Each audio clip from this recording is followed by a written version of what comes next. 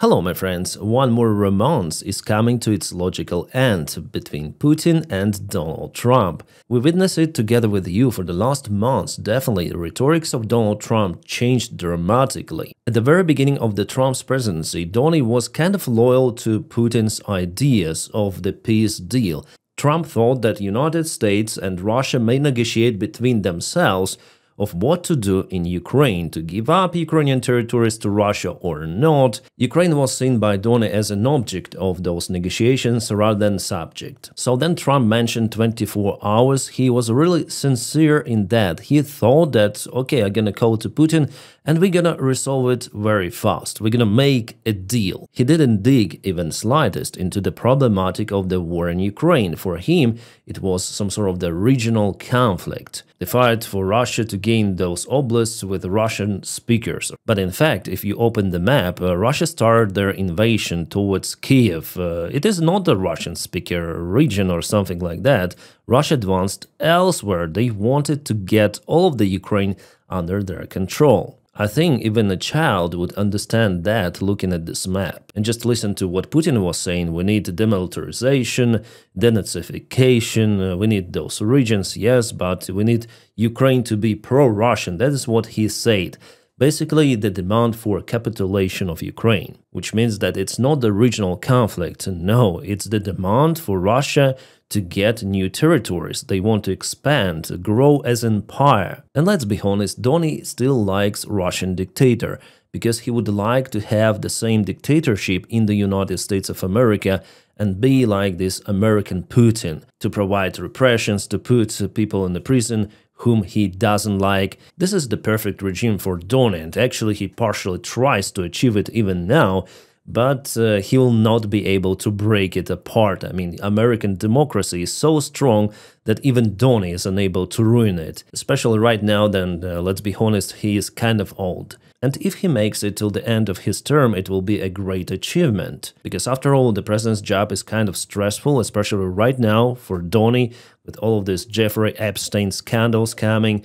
Lots of the pressure also from partners, from China, from Russia. So really a huge load on his decision-making. That's why he sometimes skips his job and plays golf, just to be more healthy in his age. But you understand the idea. Donny is like this dictator in his heart. That's why he likes dictators. Kim Jong-un, Putin, Xi, whatsoever. For him, politicians like Starmer, Merz, those are some sort of the grey bureaucrats. And about Zelensky, Donny doesn't like Zelensky, even now. We understand it after his meeting in the Oval Office that he hates Zelensky. We might remember the story 5 years ago that Donny was nearly impeached because of Zelensky. He called to Zelensky and he demanded to open the prosecution process against some of the relatives of Joe Biden, maybe Joe Biden's son, as far as I remember. Hunter Biden, Burisma, by the time it was a big scandal. So Donny remembers that stuff. That's why he doesn't like the guy, really. And about Zelensky, he refused to say to the prosecution office to open the case against Hunter Biden and Burisma just because Donny said about it or asked. There was even the leak of their conversation. Everybody heard how Donald Trump is pressing Zelensky for his own needs. And actually it played not a good favor for Donny in next elections. He lost elections because he handled COVID not good,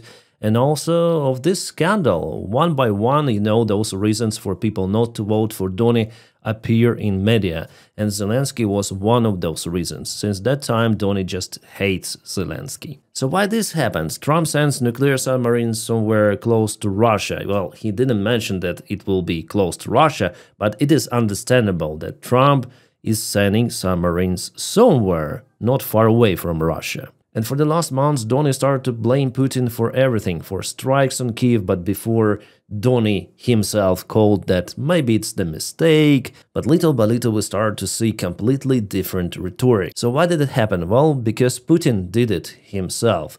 Putin played very bad in this game. The idea for Putin was to show to Donald Trump, okay, let's negotiate with you, let's make business, and I'm not the obstacle for negotiations with Ukraine.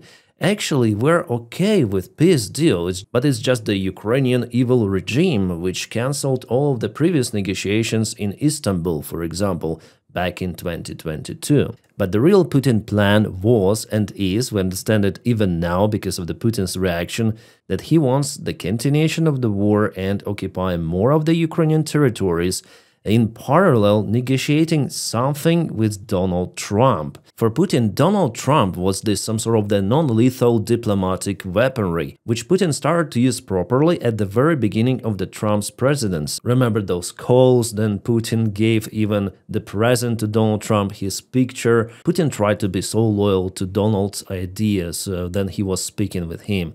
But in fact, finally, Donald Trump understood that he was played by Putin. That's basically it. And it was going since the very beginning. And I would say that the great role in changing the opinion of Donald Trump played Zelensky personally, even though Donny hates the guy.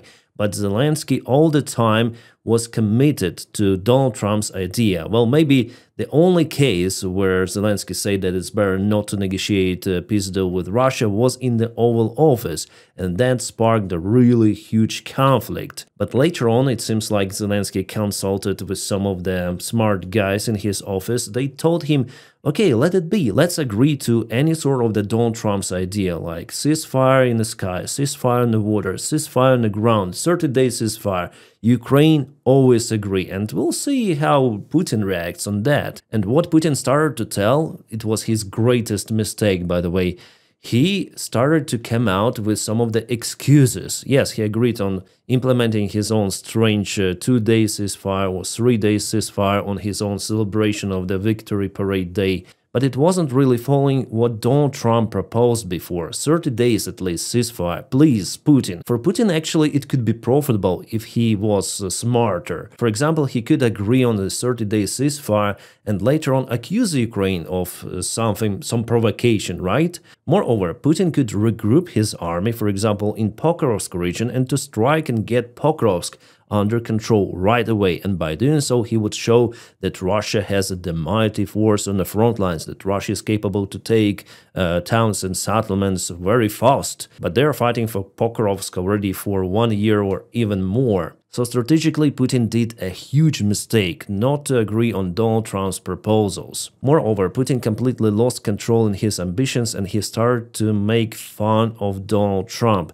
At first, not him directly, but it was done through the Russian media, Russian propaganda, and Medvedev, guys like him. They all started to mock Donald Trump, and for Donny it was actually the big mistake to comment on what Medvedev posted, because by doing so, Trump lowers himself down to the level of this Russian alcoholic. Because for you to understand, Medvedev is like a joke. He's like a joke not for us, but also for Russians. Medvedev is not at the level of Patrushev even, not at the level of the Minister of Defense. Yeah, he's deputy of the security office, but he's the used material. That is what they call him. Drunk alcoholic Medvedev. And if Donald Trump comments on that, this is not good. And he commented on Dmitry Medvedev's post actually a few months ago, couple of months. And he continued to do it with those submarines. It was a big mistake of Donald Trump and Putin.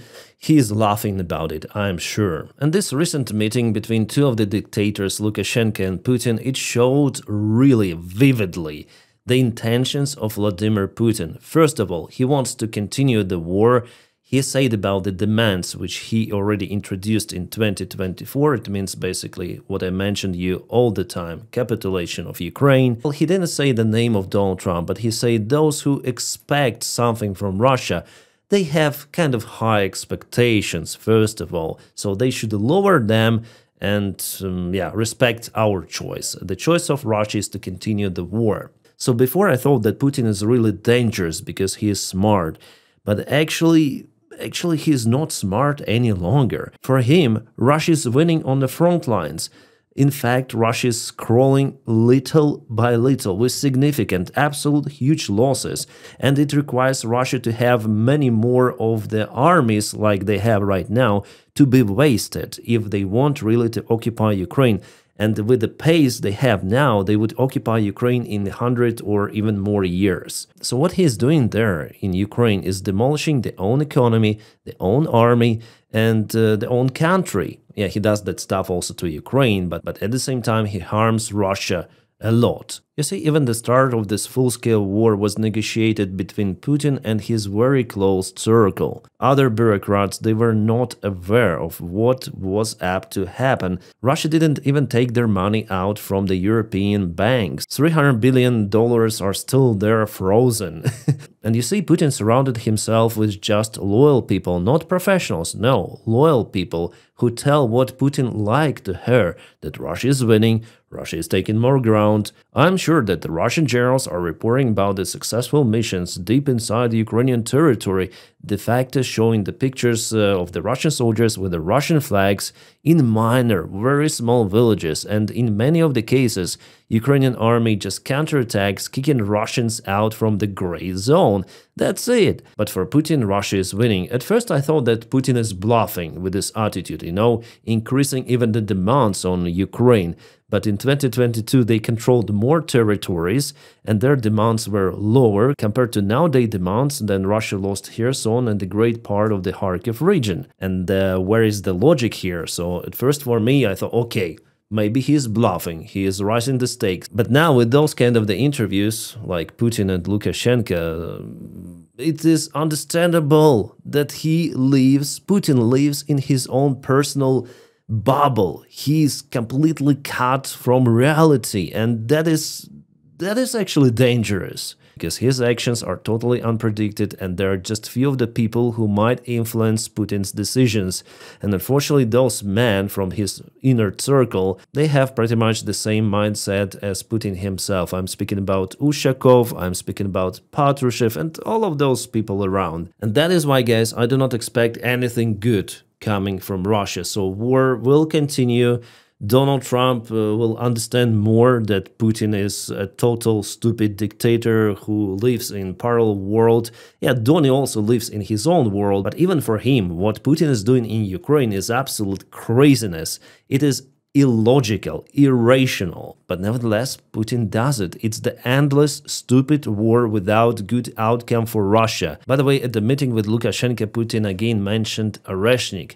Freaking Oreshnik, which Russia used a single time and which brought almost no devastation, but Putin continued to tell about freaking Oreshnik. He's like this Adolf Hitler in his bunker looking for Wunderwaffe to change the outcome of the war. He understands deep inside that everything is not going according to the plan.